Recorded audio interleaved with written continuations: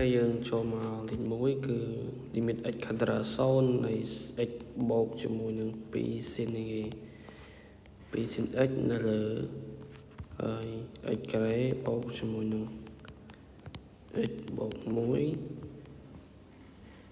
ហើយដកជាមួយនឹង sin នេះគេការ៉េ x ដក x បូកជាមួយនឹង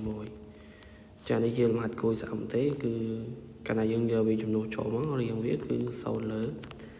0អញ្ចឹងក្នុងការដោះស្រាយលេខ0លើ0គឺតែមើលកត្តារួមប៉ុន្តែអានេះវាមានរឹសជាណាមានរឹសគឺគុណសំឆ្លាស់មក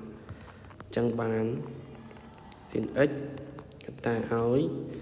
យើងគុណសំឆ្លាស់ទៅយើងបានហើយ x ការ៉េបូកជាមួយនឹង2 sin x បូក1ហើយឆ្លាស់របស់វាគឺបូក sin នេះគេការ៉េដកជាមួយនឹង x បូកជាមួយនឹង1អញ្ចឹងទាំងអស់ហ្នឹងគឺនៅលើ x ការ៉េបូកជាមួយនឹង sin x បូក1ដក sin ការ៉េ x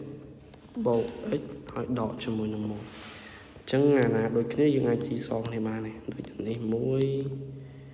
តែមួយហ្នឹងទេយើងអាចស៊ីសងគ្នាបានអញ្ចឹងយើងអាចទាញបាននេះគេ x ខាត់រ៉ា0នៃ x បូកជាមួយនឹង2 sin នេះគេ2 sin x អញ្ចឹងបាន x ការ៉េបូកជាមួយនឹង2 sin x បូក1ដាក់វាវិញមកនេះអញ្ចឹងបូក sin នេះគេការ៉េ x ដក x បូកជាមួយនឹង1ហើយនៅលើ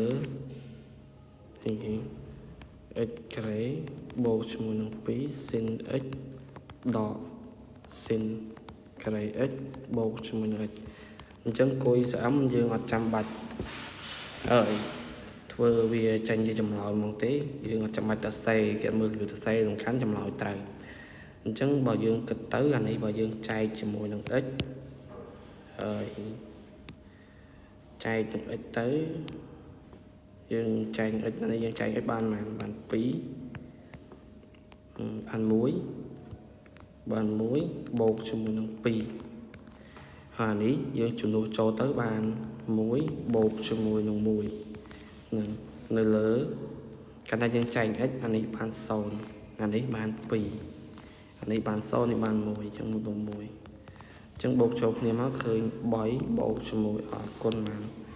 គុណនឹង2នៅលើ3អញ្ចឹងស្មើនឹង2អញ្